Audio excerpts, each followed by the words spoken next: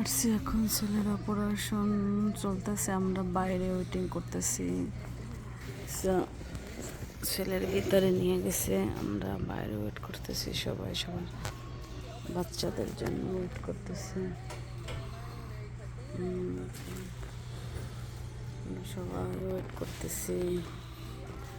তানজিবকে operation রুমে নিয়ে গেছে, সার্জারি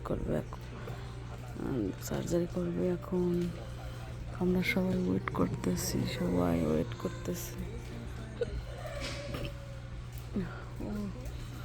সার্জারি হইলে তো বাসায় নিয়ে যাব, জানি না আজকে বাসায় নিতে পারবো।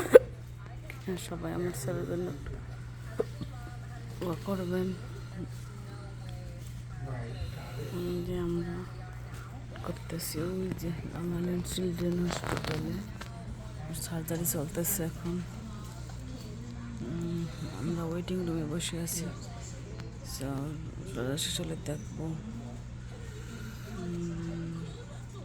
মনটা খুব খারাপ, ভাল লাগতেছে না কিছু। কখন ছেলেকে দেখবো সেই ওয়েট করতেছি।